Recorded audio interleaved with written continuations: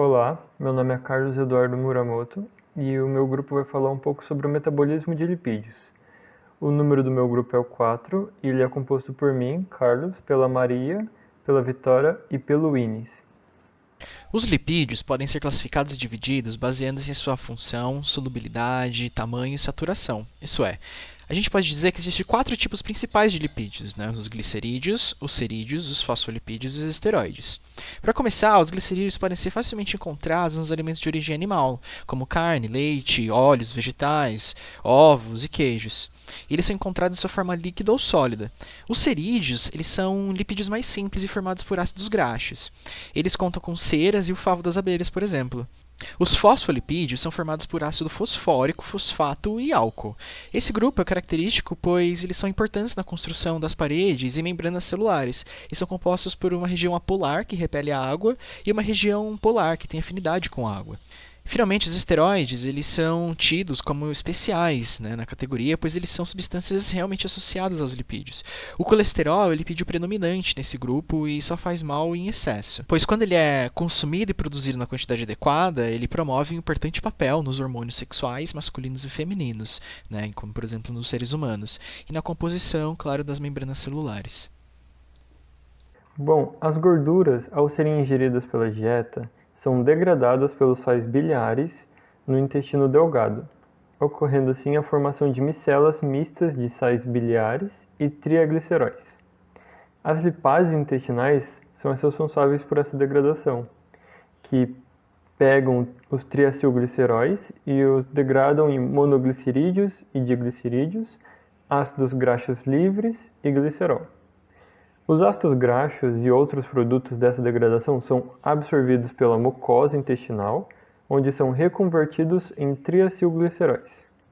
Nos animais, as enzimas necessárias para a oxidação dos ácidos graxos se encontram na matriz mitocondrial. Os ácidos graxos com 12 carbonos ou menos conseguem entrar na matriz mitocondrial sem praticamente nenhum esforço, só apenas com a adição da coenzima A à sua extremidade carboxílica.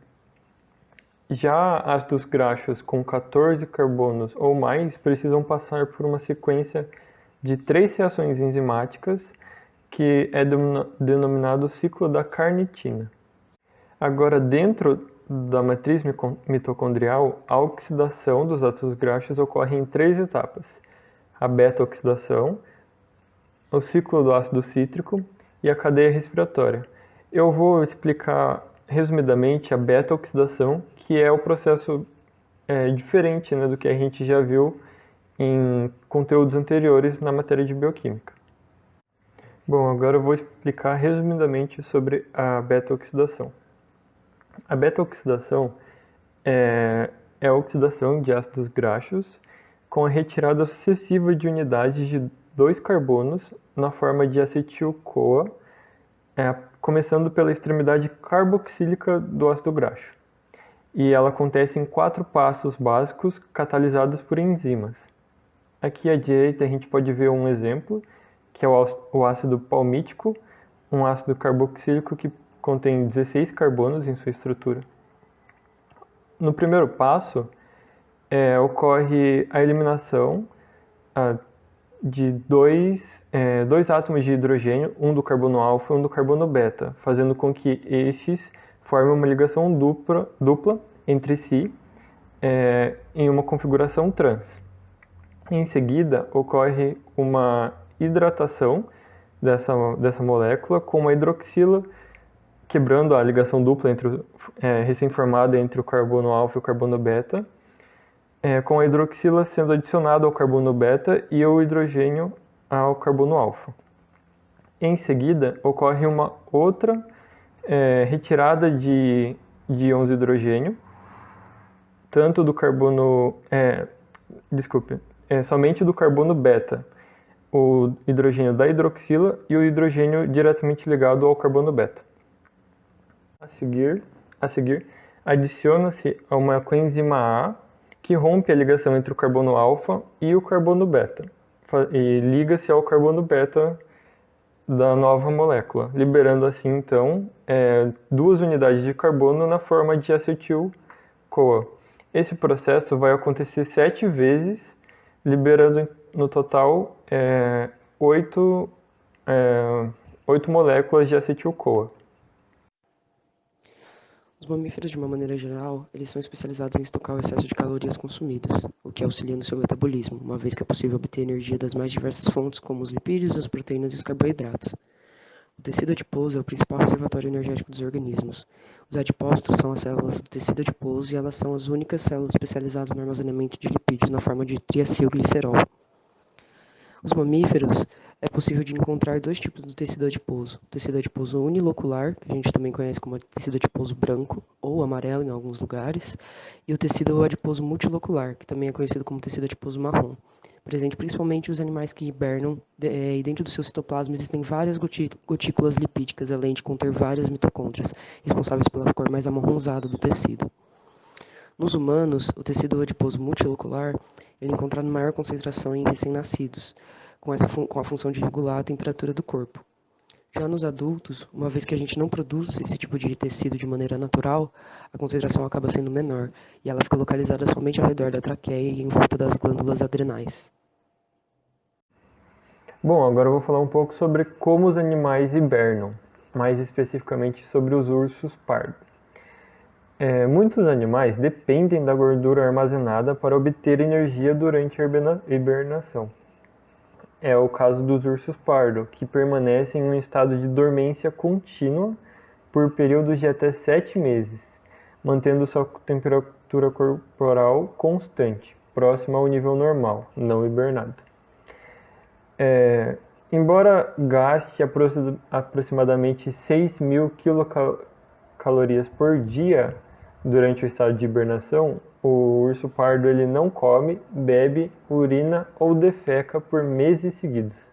Seu único combustível vem da oxidação das gorduras, que produz energia suficiente para manter a temperatura corporal, a síntese ativa de aminoácidos e proteínas e outras atividades que requerem energia, como o transporte de membrana. Essa oxidação das gorduras também produz grande quantidade de água, que serve para repor a água perdida em outros processos metabólicos. Já o glicerol liberado pela degradação dos trigliceróis é convertido em glicose sanguínea pela gliconeogênese. E a ureia, formada durante a degradação de aminoácidos, é reabsorvida nos rins e reciclada. Os grupos amino são reutilizados para produzir novos aminoácidos e novas proteínas. Os ursos armazenam uma enorme quantidade de gordura corporal quando em preparação para o seu longo sono. Próximo à época de inverno, os ursos pardo eles consomem cerca de 20.000 quilocalorias diárias. Em comparação com o ser humano, né, que a média ideal seria de 2.000 quilocalorias, o urso pardo ele consome 10 vezes mais. E toda essa energia consumida é armazenada como lipídio em seu organismo. Muitos pigmentos naturais são dienos conjugados de lipídios. Eles são laranjas, amarelos, vermelhos e estão presentes em micro-organismos, vegetais e animais. Estes últimos não conseguem sintetizar, mas eles obtêm essas moléculas através da alimentação. Os carotenoides são derivados de tetraterpenos e surgem a partir da reação de acoplamento cauda-cauda de moléculas C20, formando o fitoína. Através de reações de desidrogenação, ciclização e oxidação, dão origem a uma variedade de pigmentos com 40 carbonos. O beta-caroteno, além de ser o carotenoide mais conhecido, corresponde à provitamina A de maior abundância e maior atividade, e é convertido em vitamina A pela quebra oxidativa da dupla ligação central e posterior redução do aldeído. No corpo humano, o retinol atua nos olhos como fotorreceptor de baixa intensidade luminosa, além de, como ácido retinóico, ter propriedades hormonais que estimulam o reparo de tecidos. Outros carotenoides, como a luteína e a zeaxantina, atuam como pigmento macular, atenuando os comprimentos de onda curtos da luz visível. Além disso, a deficiência grave de vitamina A pode levar à cegueira.